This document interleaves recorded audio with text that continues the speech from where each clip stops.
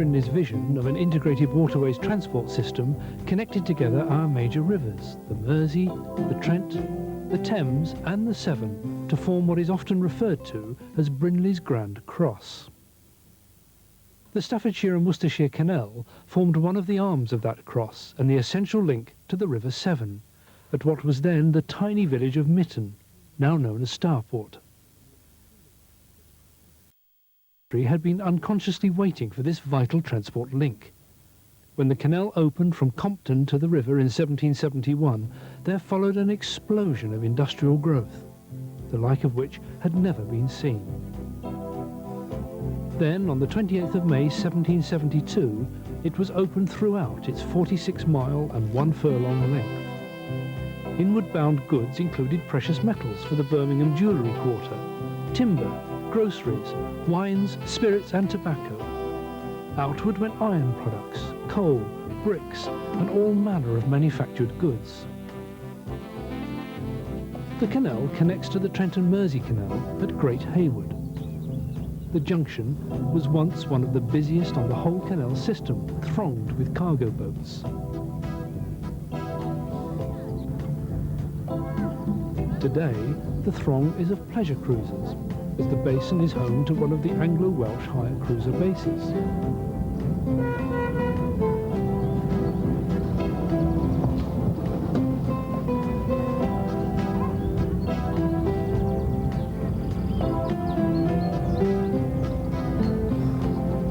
The old toll house is now a diminutive but very interesting and well-stocked craft shop.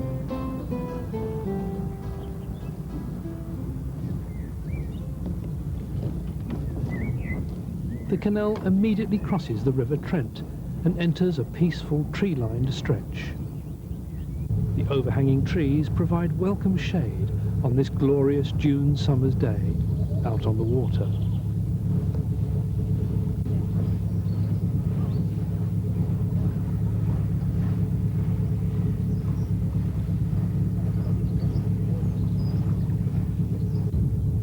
Gradually the canal widens out, the offside quickly filling up with reeds and sedges which hide from the boater the true significance of what is happening ahead. For around the gentle curve is Tixall Wide, a unique inland lake with through navigation.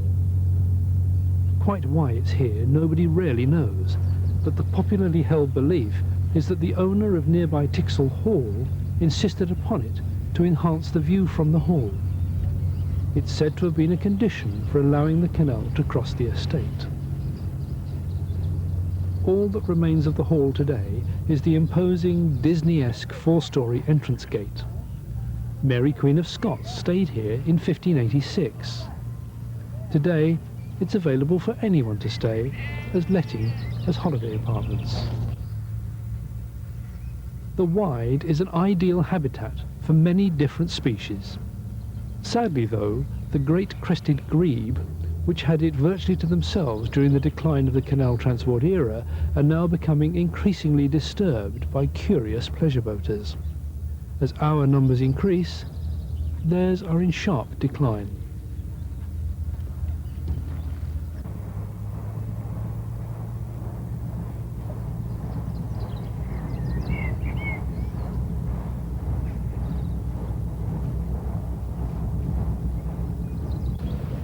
The attractive Tixall Lock lifts the canal just enough to raise us clear of the River Sow, whose valley we're going to follow for the next 5 miles or so. Soon after the lock, the canal swings left to cross the Sow.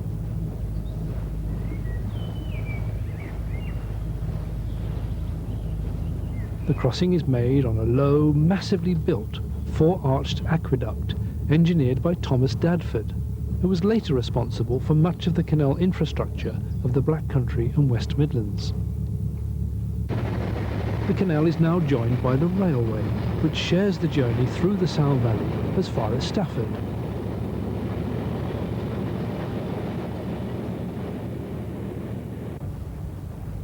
This graceful roving bridge is typical of the Staffordshire and Worcestershire Canal Company bridges, with their low, relatively flat arches and soft, mellow brick.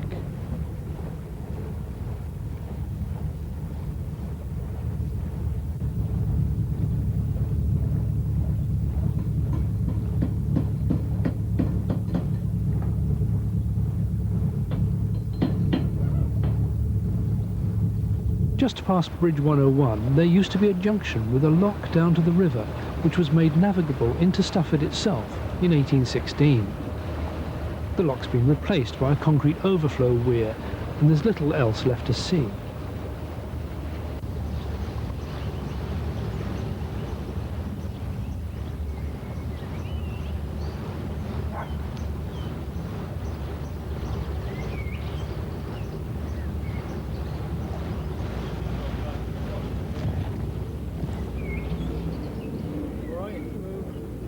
The best access for Stafford is at Radford Bridge, from where there's a regular bus service.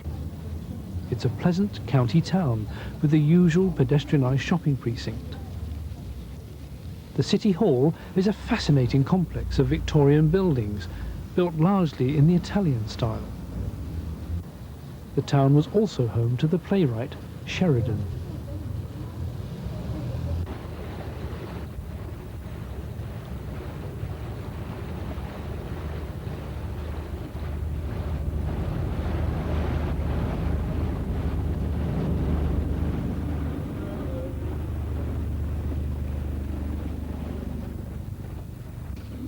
The Stafford Boat Club has an impressive clubhouse on the site of the former Hazelstrine brickworks.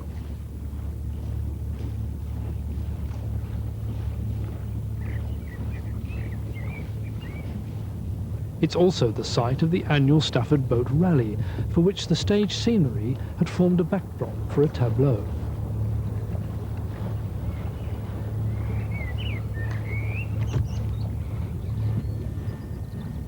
Detmoor Lock begins the gentle climb out of the Sow Valley. The Lock Cottage has no road access and is truly isolated out here in the woods. The occupant's transport is an open outboard motorboat.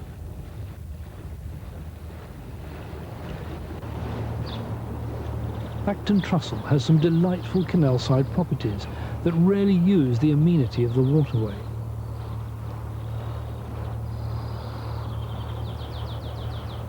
Certainly, the best way to see the village, which has become somewhat engulfed by modern housing, is from the canal.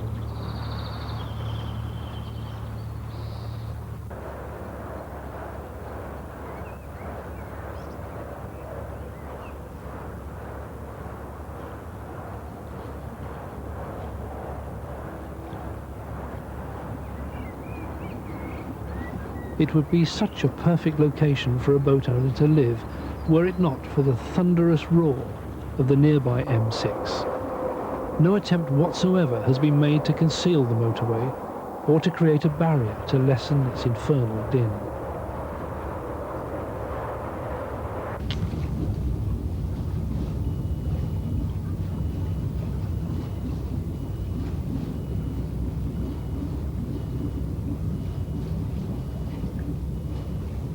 Three more locks spaced out over the next 2 to 3 miles haul us steadily up the valley of the River Penk to Penk Ridge.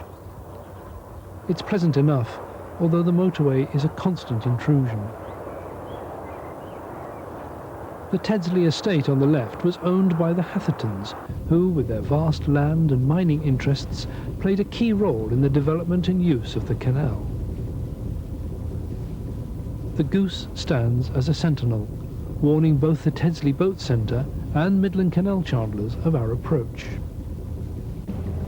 Every item of chandlery you could possibly want for your boat can be found here. Between Tedsley and Penk Ridge, the canal passes beneath the motorway, and there is a temporary respite from the noise as it skirts around to the east of the village. Penk Ridge is mentioned in the Domesday Book. After the building of the canal, it spread eastwards to meet it, becoming an important distribution centre for the area. Its 2 canal-side pubs were as popular with working boatmen in the last century as they are with pleasure boaters in this. Penkridge Lock has a separate towpath tunnel allowing towage horses and today's families to pass safely under the busy road above.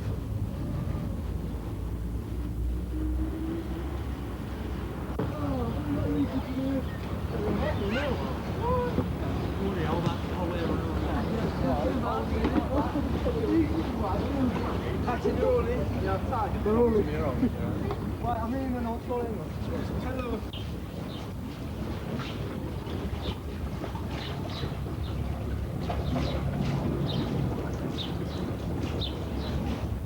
The Cross Keys pub was once out in open countryside, but is now surrounded by a housing estate. It's very popular, especially with young people. We followed this boat for several miles and witnessed one close shave after another as every lock landing was approached too fast and was hit with a resonating clang. The steerer later told us he was having immense difficulty in adjusting to this form of boating, for he's the regular cox of one of Britain's lifeboats. He said he had no trouble at all steering in the teeth of a gale with 20-foot high waves, but he couldn't cope with all this still water.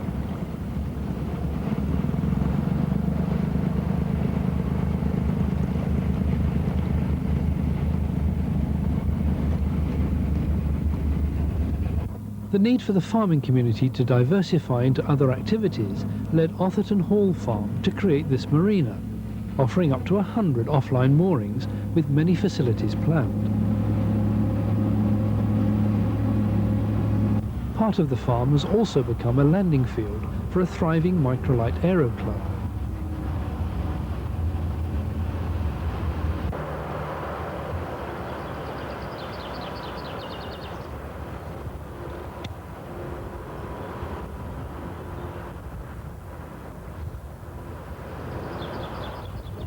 Here's another interesting way to travel, making sedate, almost majestic progress around the countryside.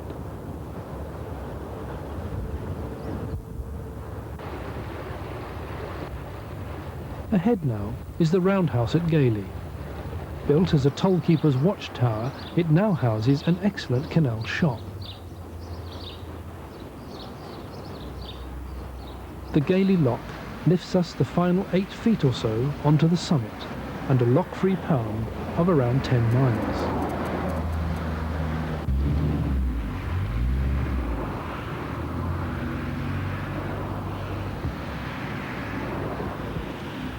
This boater clearly doesn't appreciate the danger associated with leaving her windlass on the spindle of a raised paddle like this. If the pawl slips, as they often do, that windlass will fly off with tremendous force.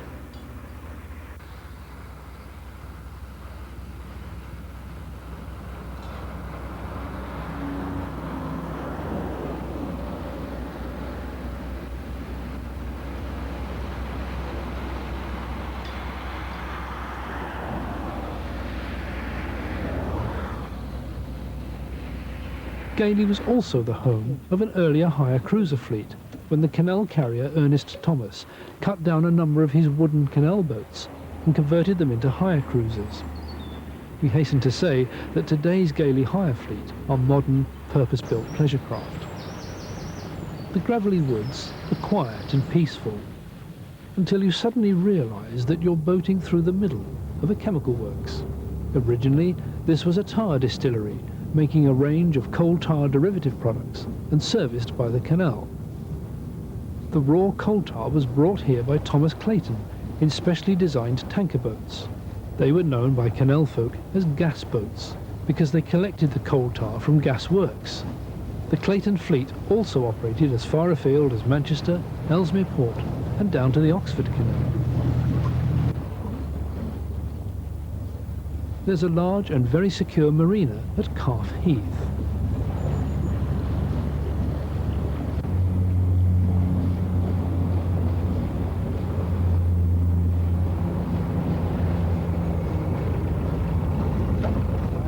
The Hatherton branch of the Staffs and Worcester used to provide a 3.5-mile link up to the BCN's Church Bridge branch and so via the Cannock extension right into the BCN. This link existed until 1954, when it had to be abandoned due to severe mining subsidence. The branch itself teems with fish. Work is now being actively pursued to rebuild the branch, despite the ever-present threat of a motorway project wrecking the restoration plans.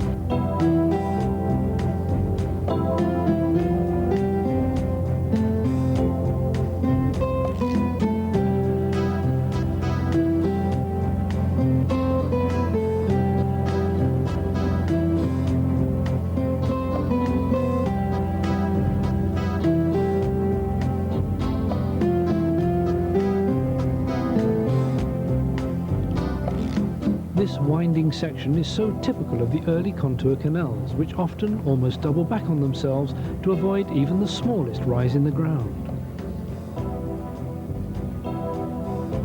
Here's another typical Staffordshire and Worcestershire bridge, identified with its unique name and number plate. Approaching Coven, we went off to investigate a movement in the grass and discovered a whole family of Canada geese, the goslings perfectly camouflaged against the greens and browns of the meadow.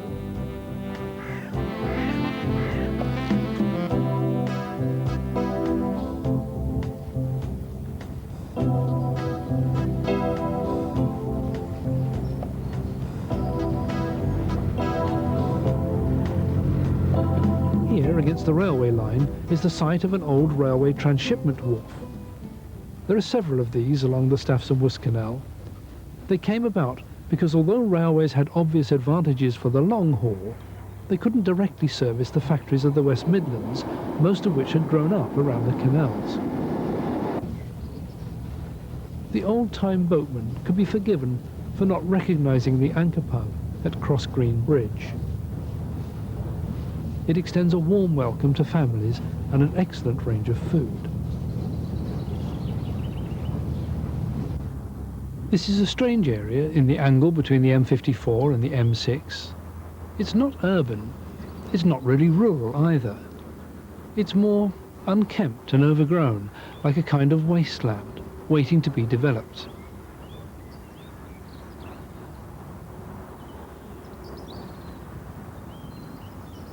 A band of red sandstone running across the country caused the early canal engineers severe problems. Here at the Wolverhampton Narrows, Brindley had to cut and blast a single channel through the rock for 600 yards, with just 3 passing places.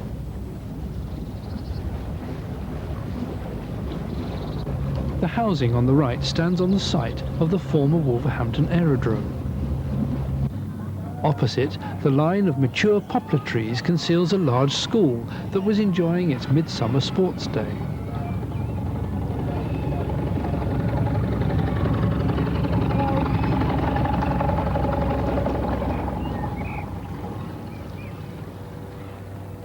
Known to boatmen as Cut End, Ortherley is the junction with the much later Birmingham and Liverpool Junction Canal, now incorporated into the Shropshire Union Canal.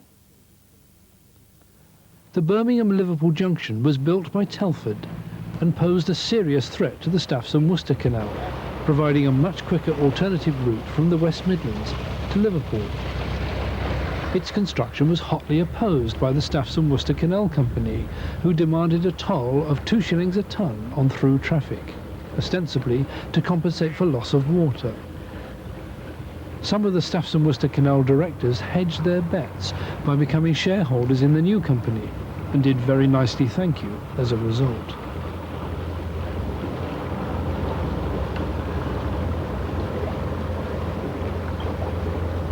The embankment conceals a sewage treatment plant, which provides an important source of water on this summit level of the Staffordshire and Worcestershire Canal.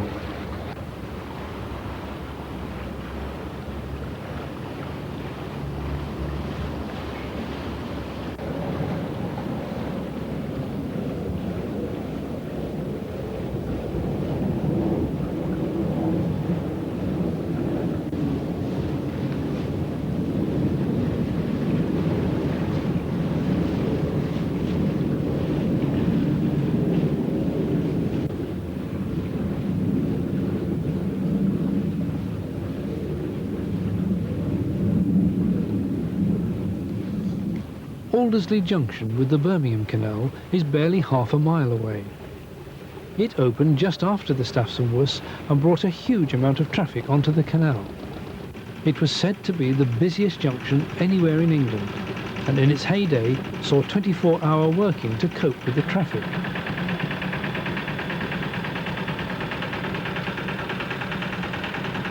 It was, after all, the only major trading route between Birmingham, the Black Country and the seaports.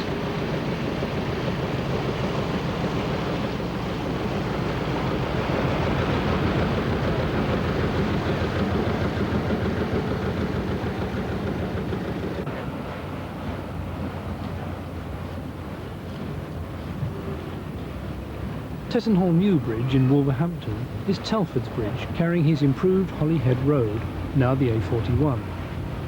The original smaller bridge which it replaced is just beyond.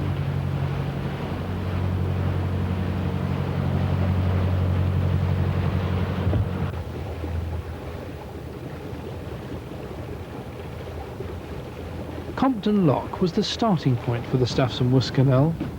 It has been extensively rebuilt by British Waterways, who have also erected information boards here.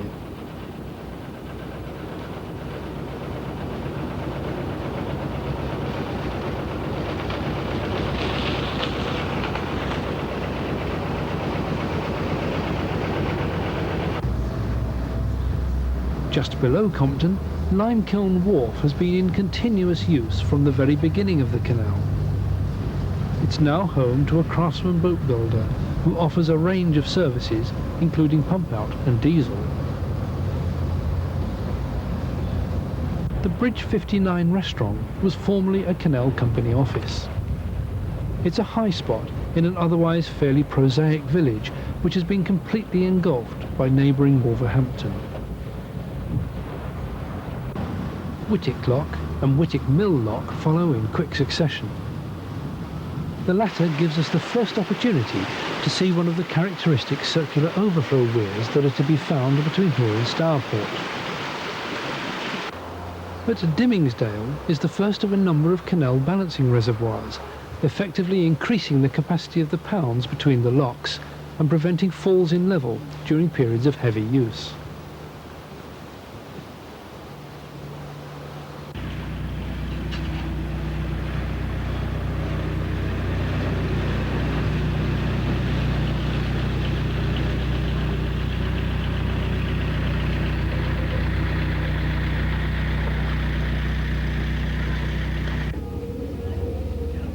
Albridge Lock is possibly the most attractive lock on the canal, especially when viewed from below. The complex multi-level walkways built in brick underneath the bridge and the unusual piercing of the parapet combine to produce a veritable work of art in brick.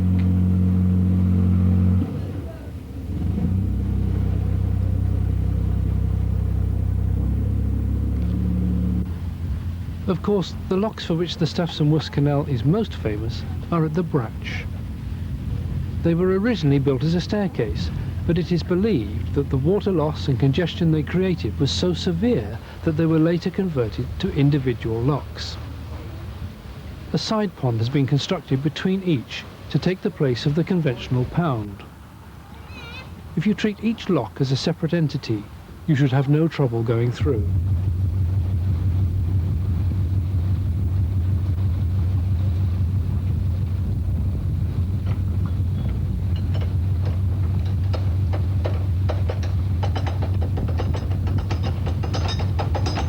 Families should be especially careful with children and pets. Anybody falling in here would have little chance of survival. There's usually a lockkeeper on hand to help you. One of the problems, of course, with sorting the queues out and the arguments out. Yes. Trying to be a diplomat. How many boats do you get here? At the moment, the average is about between 30 a day, somewhere around 30 a day. Some days, about Monday, it was 40. Probably get busier as this season gets going. Yeah. School holidays. It has been known as 60, up to around 60 a day, which is a lot of boats in a day.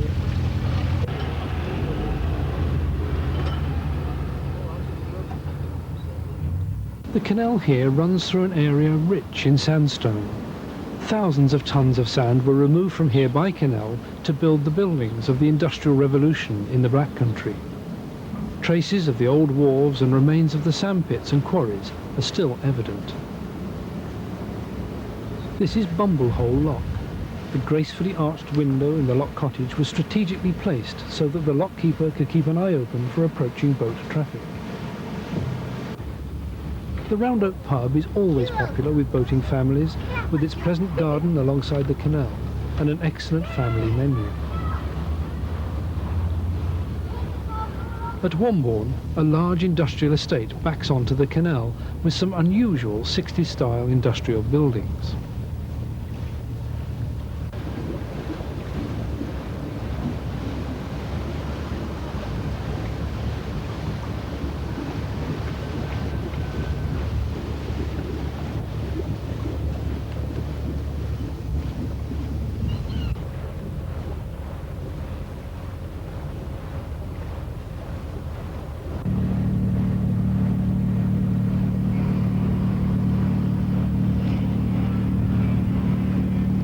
Above Botterham is another of those unique circular weirs. There doesn't seem to be any particular reason for their unique design. Although they work well enough, they haven't been copied on any other waterway, so they remain just a bit of an enigma. The Stafson Canal was originally built with two sets of staircase locks, the first at Brach and the second here at Botterham. But why it was felt necessary to convert Brach and leave this one as a staircase isn't clear. We had to wait for this boat to come up before we could go through. Whichever direction you're going in, you always start with the bottom chamber empty and the top chamber full. If you remember that and only use one set of paddles at a time, you shouldn't have any problems going through. Don't worry when water starts going over the side of the bottom chamber. It's actually smaller than the top chamber, and this weir has been designed to lose the excess water.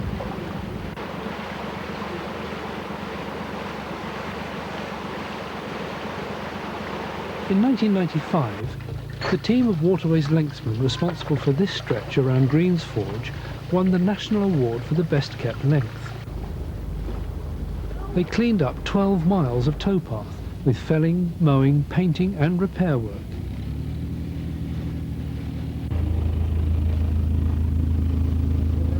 They replaced the traditional dirty black cinder surface with smart-looking crushed brick. They oiled everything that moved and painted everything that didn't. The man in green is very appropriate, for just along the road at Swindon is the Green Man pub. The landlady, Christine, comes from a boat family and was herself born inside the tiny cabin of a working narrowboat. A friendlier welcome, especially for young children who just couldn't imagine. Greens Forge, named after a Mr. Green who had a forge alongside Smestow Brook, is a popular stopping off point for boaters. There's a sanitary station and a well-patronised pub, the Navigation, at the rear of which were once overnight stabling for boat horses. There's a British Waterways maintenance yard here as well, quite fortuitous really, in view of the problems we were about to encounter. We weren't able to close the top gate paddle. Something had gone wrong below the waterline. Within minutes of us reporting the problem, Cliff Sherwood and his Waterways team arrived. They put in the stop planks. This enabled them to drain the lock and create a dry chamber in which they could work.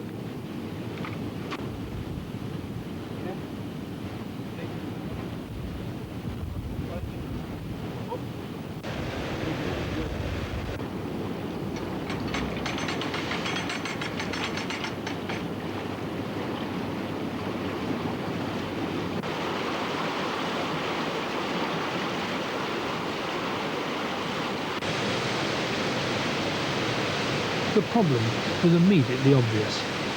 A branch and a bucket had jammed in the paddle hole, and in trying to close it, we had damaged the paddle itself.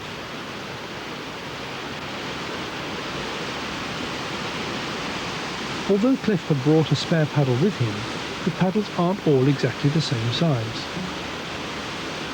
A quick check on the measurements.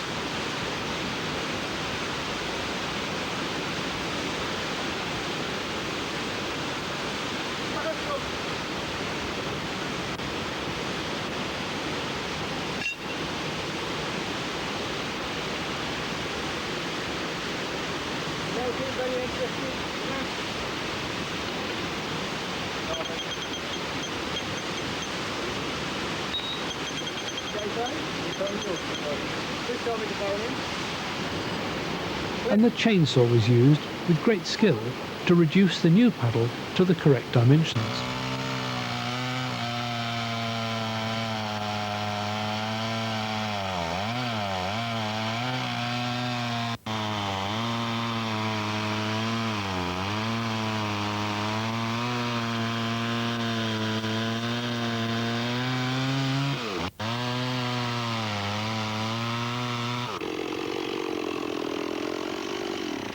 The new paddle was quickly fitted.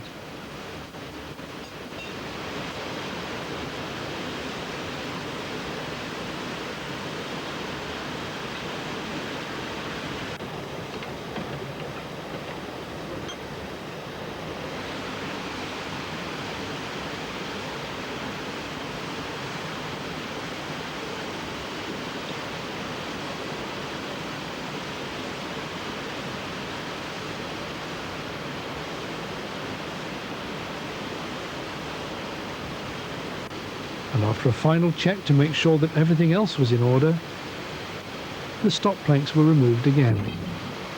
The whole exercise had taken less than half an hour. If British Waterways make awards for customer service, this team should certainly receive one of those as well. We were very impressed.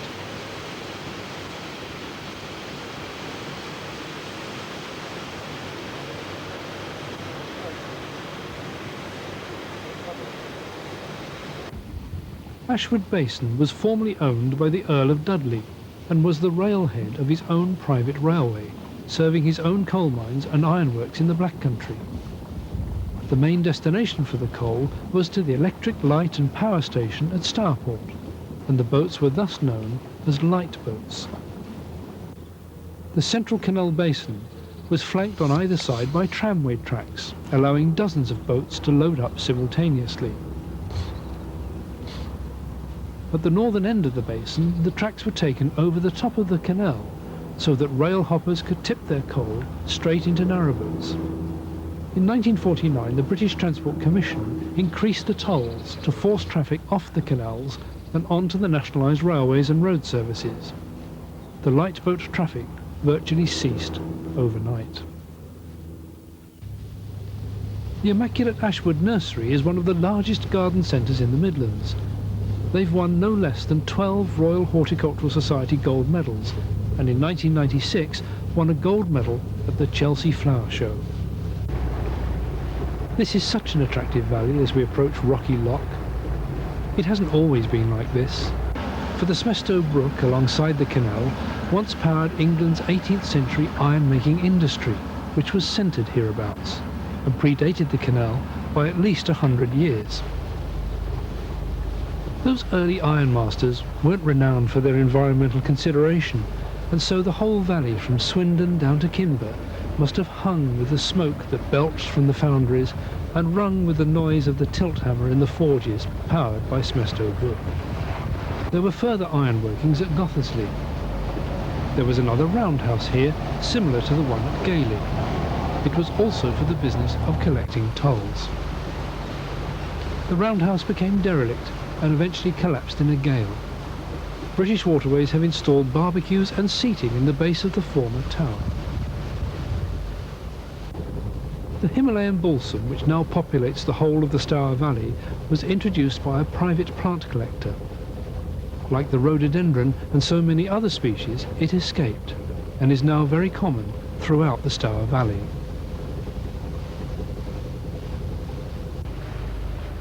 A 90-degree turn brings the canal to the strangely named Devil's Den. The name very likely refers to the small boathouse carved out of the sandstone cliff for use by the Foley family, those great Black Country ironmasters. The Devil's Den aqueduct over the River Stour adjoins its junction with the Smestow Brook. From here down to within 3 miles or so of Stourport, the Stour is rarely more than a stone's throw from the canal. The large pond ahead is thought to have been the originally intended site of the junction between the Staffs and Worcestershire Canal and the Stourbridge Canal. If this is so, then some unforeseen and undocumented construction problem must have caused its location to be moved. The picturesque Stourton Junction is a far cry from what it must have looked like 150 years ago. We're told that in 1836, 145,000 tons of coal were carried through this junction on the Stourbridge Canal, and the lockkeeper at Stourton was awarded a pay rise for keeping his locks open all night and on Sundays. Thanks a lot. Stewpony was an important wharf and warehouse complex. The Canal Company buildings have been restored and are now in private ownership. The surviving company toll office stands on the wharf in splendid isolation.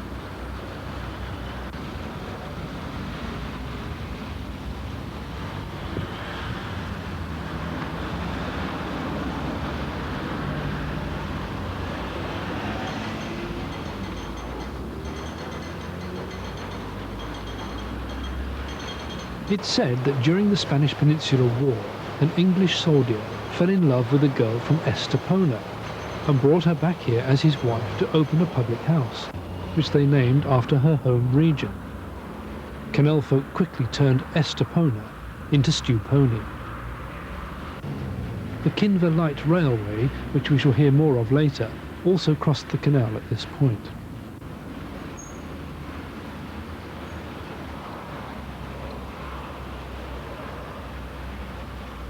Stourton Castle, just visible through the trees, has Norman origins. In 1500, it was home to the infamous Cardinal Pole, later to become the Roman Catholic Archbishop of Canterbury, who was implicated in the slaughter of thousands of Protestants. And of course, successive ironmasters have lived here.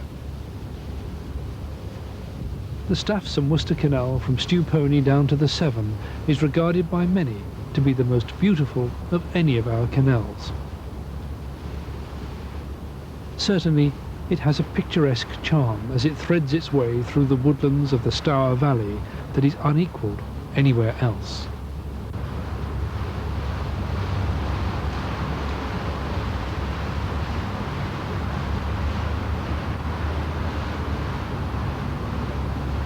Dunsley Tunnel, only 25 yards long, has been hewn and blasted out of the solid sandstone rock. Unusually for a tunnel of this age, there's a towpath running right through it. Less than half a mile from here, on the banks of the Stour, is the site of the Hyde Iron Works. This is where the breakthrough in iron making, called iron slitting, was first introduced to this country by the great Foley dynasty of ironmasters. The Vine Lock and the ever-popular Vine Pub are at Kinva. There were once many wharves at this busy distribution centre, one of which now forms part of the Vine Pub's garden.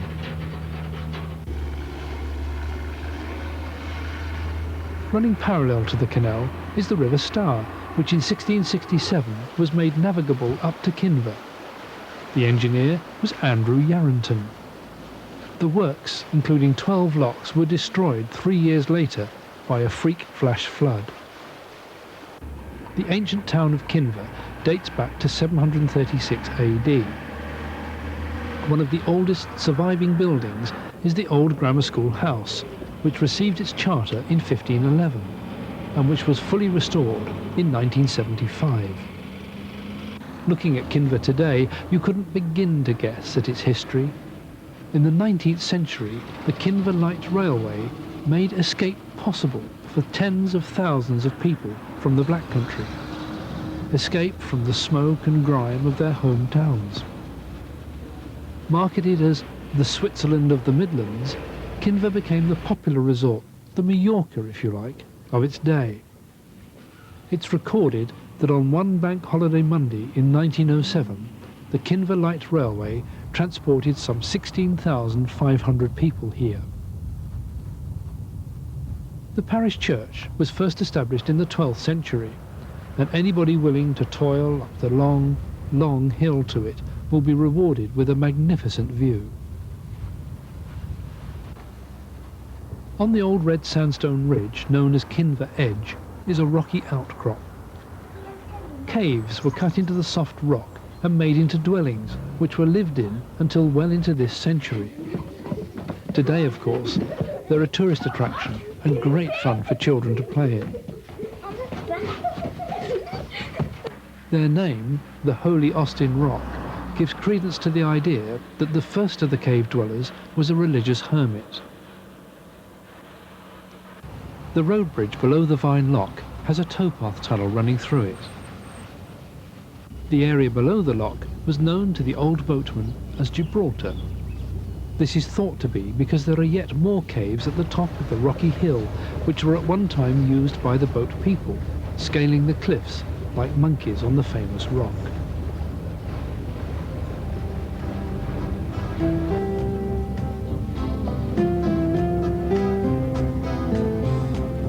After Kinva comes Whittington.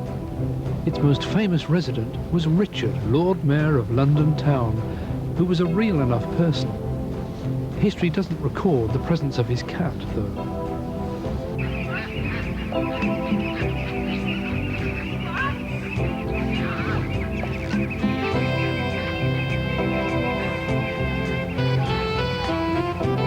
Before the canal, iron and other products were carried through here by pack horses, and the Whittington Horse Bridge was provided for the pack horse route across the canal.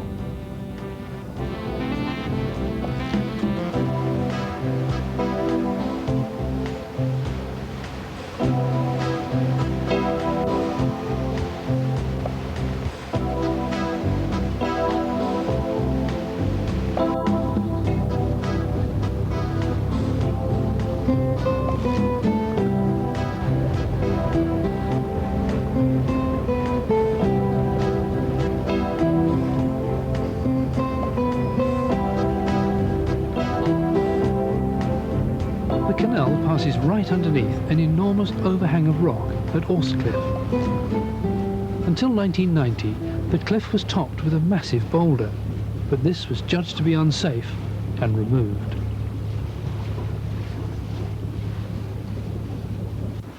The Cliff Holiday Home Park provides a unique opportunity to have your boat moored at the bottom of your garden and to have someone to do the gardening and keep an eye on things for you while you're away boating. It sounds ideal, doesn't it?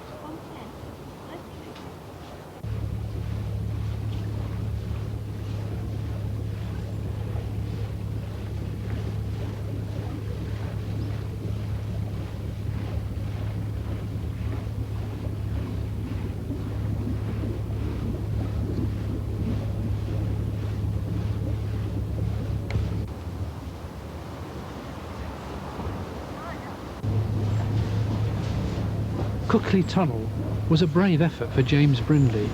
Hacked and blasted through the sandstone rock, like Dunsley, it's wide enough for a towpath and must have been a significant engineering achievement in its day.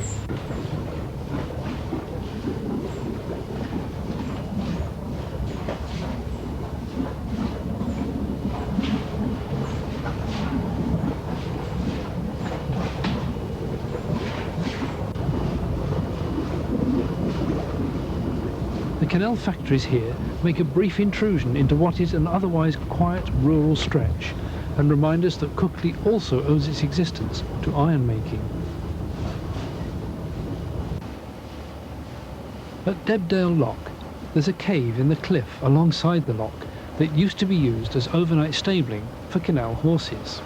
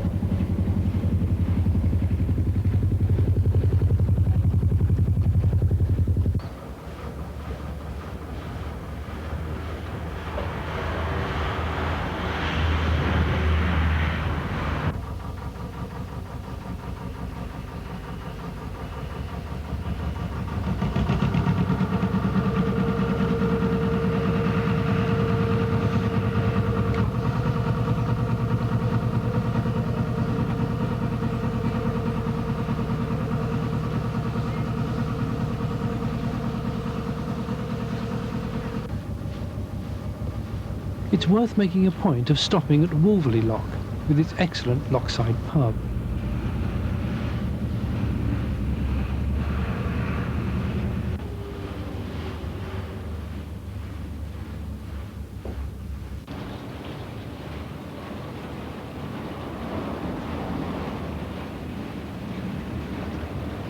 Just up the lane from here is Wolverley Village, quite the prettiest of all the canal-side villages on the Staffs of Worcester.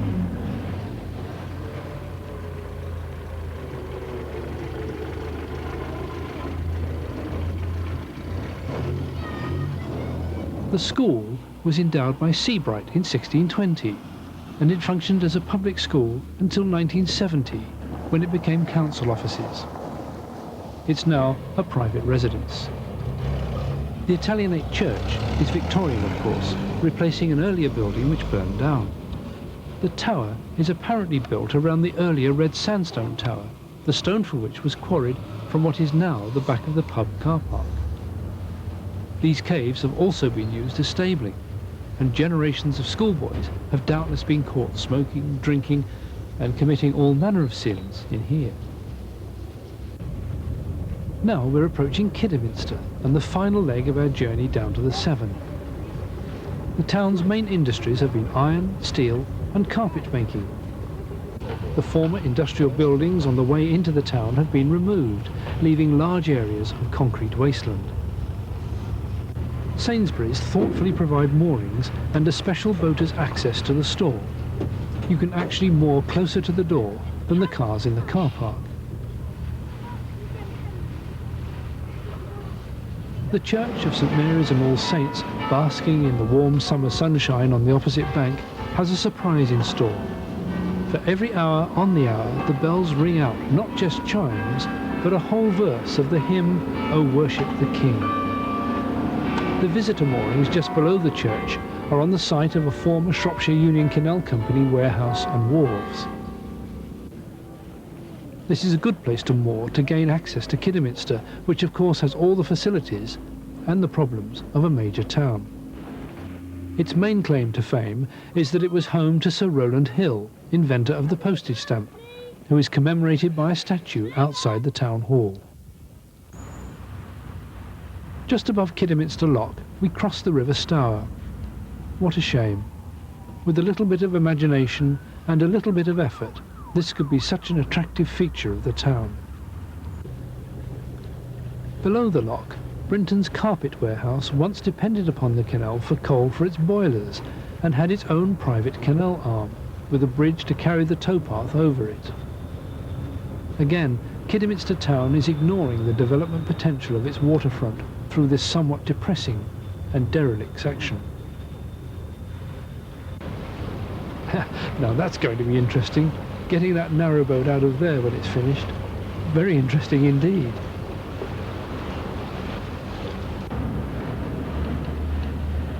About the only attempt at development on the waterfront in Kidderminster is the Watermill pub.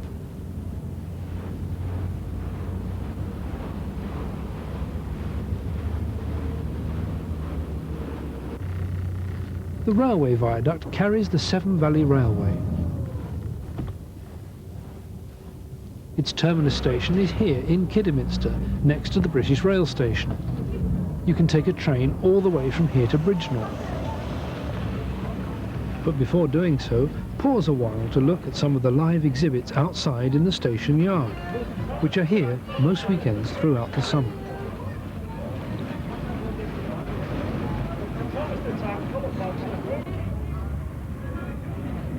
It's a great day out for the family, and you can even meet Thomas the Tank Engine.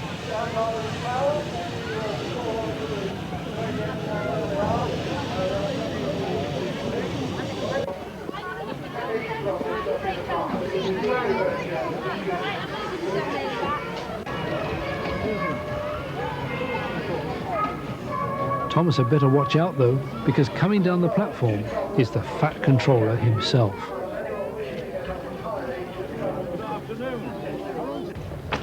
The last 5 miles down to Stourport is rural again, and the towpath here below Falling Sands Lock provides a pleasant country afternoon's walk for the townsfolk.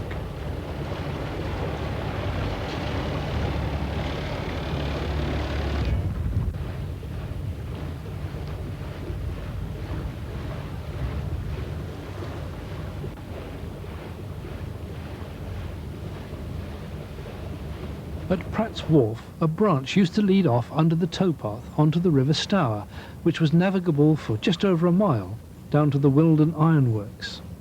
This route was in regular use until 1949. The disused railway bridge once carried a branch of the former Great Western Railway. The weed-filled side arm of the canal here was another of those railway interchange basins. One is left to wonder why the modern housing development alongside didn't make use of this potential amenity, literally in its backyard. Through the bridge, the Bird in Hand pub is an excellent place to stop, especially for those whose boat is due to be returned to Stourport in the morning. Stourport is a true canal town. There was nothing here at all before the canal, just a tiny village nearby called Lower Mitton. The entry into the town isn't at all what you'd expect from a place so steeped in canal history, for the town seems to just ignore the canal, even to turn its back on it. The Black Star is one of the liveliest pubs in town. For those of you who like live music and discos, this is definitely the place to come. There are excellent visitor moorings here on the near side. But immediately opposite, there's all this prime land with water frontage, just derelict and weed infested. Just before the canal disappears under York Street, there's a further lock and 2 lockside toll cottages.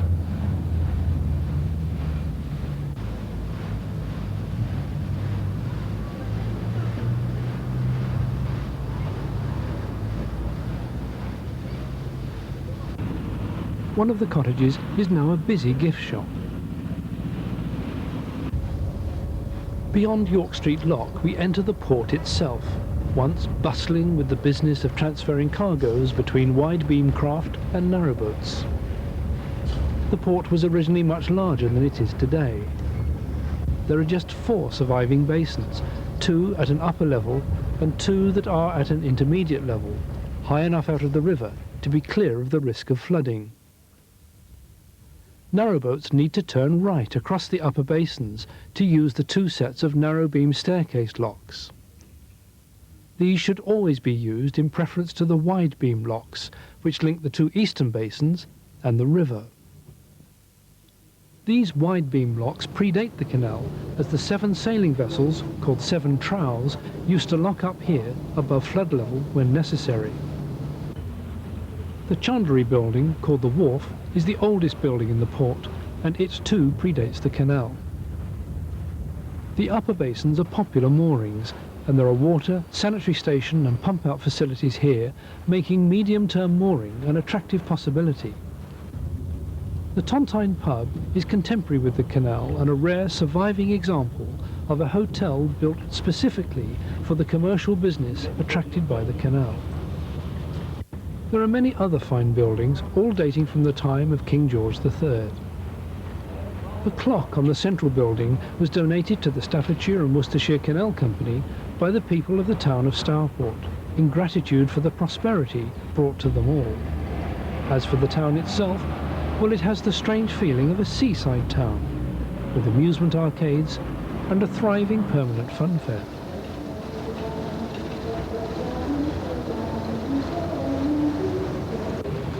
The 2 sets of staircase locks are quite straightforward to use. Once again, the rule is to start with the top chamber full and the bottom chamber empty, whichever way you're going. There are always plenty of people around to lend a hand, but you shouldn't necessarily take their advice. These boaters descending one of the 2 staircases of narrow locks towards the 7 are very much part of the modern canal age. An age in which the canal is used solely for pleasure and recreation. But there are continuous links back from here to the very dawn of the Industrial Revolution, to when James Brindley first envisaged his Grand Cross, to when the ironmasters of the Black Country made their first investment in the Staffordshire and Worcestershire Canal, and its vital trading link to the River Severn.